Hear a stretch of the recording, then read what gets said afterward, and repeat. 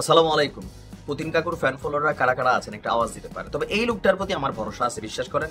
সৌদির রাজা যদি কয় ইরানে ডাক দিয়ে নিয়ে কয় ভাই আসো বসো এক কাপ কফি খাও বা সুরমা খাও, কি জানি একটা আছে না, গাওয়া কাপ হয় নাকি ডিব্বা হয়, আই ডোন্ট নো, জবি হ্যাঁ, বসায় যদি কয় যে হাতে হাত রাইখা, আমাদের ডক্টর ইউনুস দেখছেন একটা চাপ দিছিল এরকম, এরকম একটা উষ্ণতার চোয়া, এরকম যদি ইরানের রাজার বা আমাদের ইরানের সর্বোচ্চ নেতার হাত চাপতে চাপতে পাতলো করে ফেলে, এদের কথার উপর আর কোনো বিশ্বাস নাই। কারণ এরা প্র্যাকটিক্যালি কোনো সহযোগিতা করবে না। কিন্তু পুতিন যদি বলে, বলার আগেই তো দিয়ে রাখছে, বলার আগে দিয়ে রাখছে, কিন্তু এগুলো প্রকাশিত করা যায় না, কারণ ইরান সর্বোচ্চ বন্ধুত্ব দেখাইছে। এবার রাশিয়া টেকনিক্যালি যে কাজটা করতেছে, যদি এটাতে সফল হয়, আমার মনে হয় যে ইরানের ইতিহাস নতুন করে লেখা হবে। ইসলির নাম নিশানা হয়তো ইতিহাসে ঠাঁই পাবে না, আমেরিকাও তার এর মতো সোজা হতে হবে। সেটা হচ্ছে যে ইরানকে পারমাণবিক অস্ত্র সরবরাহ করতে প্রস্তুত রয়েছে শুধু রাশিয়া না, বেশ কয়েকটি দেশ।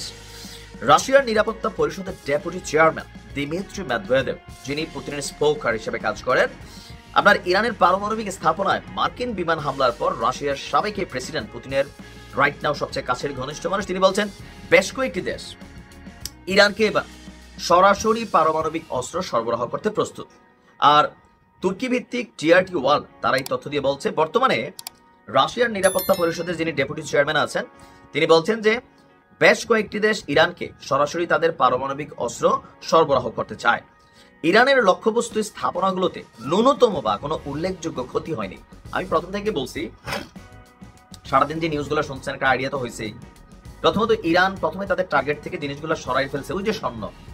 আর দ্বিতীয়ত বাড়িঘরগুলো যেগুলো ক্ষতি হয়েছে, যেই বড় প্রজেক্ট চালায় ওইগুলোর সামনে ধরেন এই স্ট্রাকচারের যে খরচটা, ওইটা বড় কিছু না, এটা রাশিয়া মনে করছে। তিনি বলছেন যে ইউরেনিয়াম সমৃদ্ধকরণ এবং সম্ভাব্য পারমাণবিক অস্ত্রের উন্নয়ন অব্যাহত থাকবে, সম্ভবত অব্যাহত থাকবে, মানে ইরানকে আবার গ্রিন সিগন্যাল দিচ্ছে। এমনকি যুক্তরাষ্ট্রকে উদ্দেশ্য করে বলা হচ্ছে যুক্তরাষ্ট্র আরেকটি বড় সংঘাতের ঝুঁকিতে পড়েছে এবং যুক্তি দিয়েছে যে হামলার ফলে ইরানের রাজনৈতিকভাবে নেতৃত্ব আরো শক্তিশালী হবে। আরেকটা ভিডিও আলাদা বানাচ্ছি।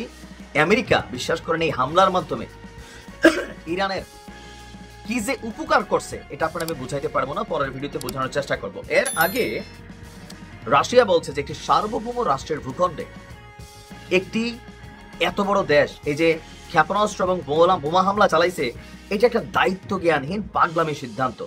এবার এটা যেই যুক্তিতেই আমেরিকা উপস্থাপনা করুক না কেন, আন্তর্জাতিক আইন, জাতিসংঘের সনদ, জাতিসংঘের নিরাপত্তা পরিষদ, এই প্রস্তাবগুলোর স্পষ্ট লঙ্ঘন হয়েছে। আমেরিকার এই হামলা কোনোভাবেই এটা অ্যালাউ করার মতন সুযোগ নেই। অপরদিকে আপনি চীনকে দেখেন, চীন কিন্তু একইভাবে কথা বলছে। আর অলরেডি আপনার চীনের যিনি প্রধানমন্ত্রী আছেন শি জিনপিং, চীনের প্রেসিডেন্টের সাথে ইরানের কথাবার্তা হয়েছে। এখন আপনার এই বক্তব্যের পর, রাশিয়ার এই বক্তব্যের পর যতটুকু বক্তব্য সামনে আসছে যে রাশিয়া, চীন সহ উত্তর কোরিয়া সহ আরো বেশ কয়েকটি দেশ, এবং কি পাকিস্তানের নাম ওইভাবে এখনো আসে নাই, তবে কেউ কেউ বলছে, তবে আমার জন্য পাকিস্তান দিবে না, কারণ তারা বিপদে পড়বে।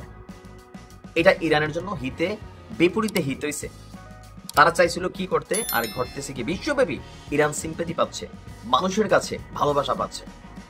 পুতিনকে ধন্যবাদ দিয়া দেন কাকু, পাঠাইয়া ডিব্বার তো অভাব নাই। পৃথিবীর সবচেয়ে বেশি পারমাণবিক বোমা কার কাছে? রাশিয়ার কাছে। দিয়া দিতে পারে কাকু চাইলে, হয়তো দিছে মনে হয় নাকি। একটা কথা আছে না যে উপরওয়ালা যদি কাউরে আসলে তুলতে চায়, দুনিয়ার জমিনের সকল মানুষ মিলা তার ঠ্যাংটা টাইনা হাতে কিছু ময়লা নেওয়া ছাড়া আসলে আর কোনো কিছু কিন্তু আদায় করার সুযোগ থাকে না।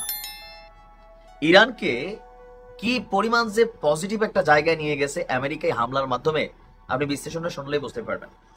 আমরা ইরান সম্পর্কে বিভিন্ন নিউজ করি, তবে অনেক নিউজ করি না, এটা খেয়াল রাখেন। আমি এই নিউজগুলো খুব বেশি করি না। ইরানের রাজনৈতিক বিভাজন অনেক আছে। এই যে ইসলামিক যে শক্তির উত্থান ঘটেছে কত সালে, 1979-তে, এই যে খামেনি সাহেবের তৎকালীন থেকে শুরু করে আজকের এই যে কি বলে হিস্ট্রি, অথবা ধরেন আপনি ইতিহাস, ঐতিহ্য, আইআরজিসি, বা আজকে যে ইরানকে দেখছেন,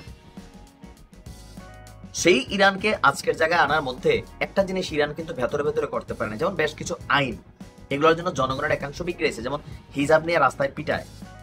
তারপর হচ্ছে সেখানে ডেমোক্রেসির জন্য, ডেমোক্রেসি নাই আছে, তারপরেও তারা চাচ্ছে না কোনো ইসলামিক শাসনতন্ত্র রাষ্ট্র হবে না, পশ্চিমাদের ডেমোক্রেসি। এরপর ইরানের মধ্যে বিভিন্ন জাতিগত গোষ্ঠীগত বিভাজন আছে, বাংলাদেশে আছে না? আছে।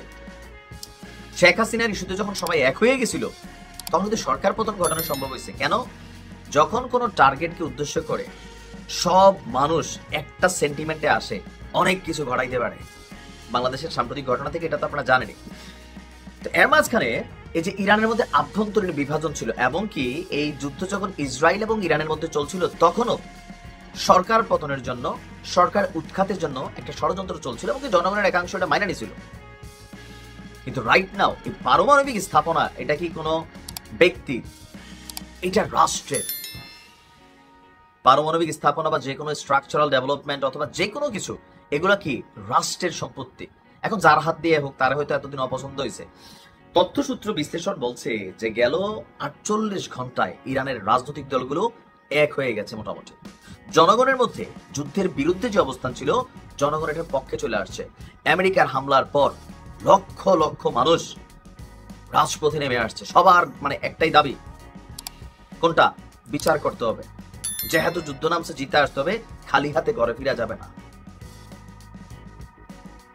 জনগণ এখন ঐক্যবদ্ধ হয়ে গেছে। ইরানের যে সরকার, এই সরকারটার একটা বড় টেনশন তো তার দেশের জনগণ কোন সময় আবার বেকার রাজপথে নামে।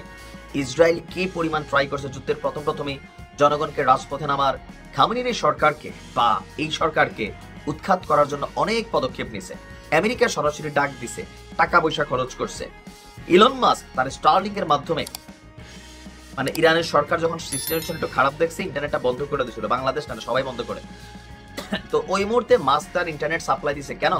না তোমরা থাইমো না, সোশ্যাল মিডিয়া চালাও, টাকা লাগলে আমরা ফ্রি দেবো, সাবস্ক্রিপশন ফ্রি, কিন্তু চালাও, সরকার উৎখাত করো। তখন কিন্তু কিছু ক্যাম্পেইনিং চলছে। কিন্তু রাইট নাও আপনি দেখেন, বিশ্লেষণ বলছে ইরানের প্রায় 90% জনগণ এখন একটা জায়গায় দাঁড়িয়ে আছে, সেটা হচ্ছে ইসলি এবং আমেরিকাকে একটা উচিত শিক্ষা দেওয়া। আর যখন জনগণের ম্যান্ডেট সাথে থাকে যে কোনো সরকার, এটা আমার কাছে মনে হয় অনেক গুণ একটা শক্তি বৃদ্ধি পায়। ইভেন যে রাজনৈতিক বিভাজনগুলো ছিল খামেনি সাহেবের সাথে, বর্তমান দায়িত্বশীলদের সাথে, অনেকগুলো মানুষ, অনেকগুলো ছোট ছোট যে দলগুলো ছিল, যাদের মাধ্যমে অনেকে হয়তো বিভ্রান্ত হইতো অথবা রাষ্ট্রকে অস্থিতিশীল করতো, বিভক্তি ছিল, তারা এখন একজোট, যেটা ইরান বিলিয়ন ডলার খরচ করেও পাইতো না। আমেরিকা এই কাজটা করে দিছে। ইনশাল্লাহ 10 জন যে জায়গায় আছে, আল্লাহ সেই জায়গায় আছে নিশ্চয়ই ভালো কাজে। Best of luck Iran. মন ঘাবড়ানোর কিছু নাই, শক্ত জবাব দিতে হবে, তবে তাড়াহুড়োর কিছু নাই, ভুল করা যাবে না। ভালো থাকো।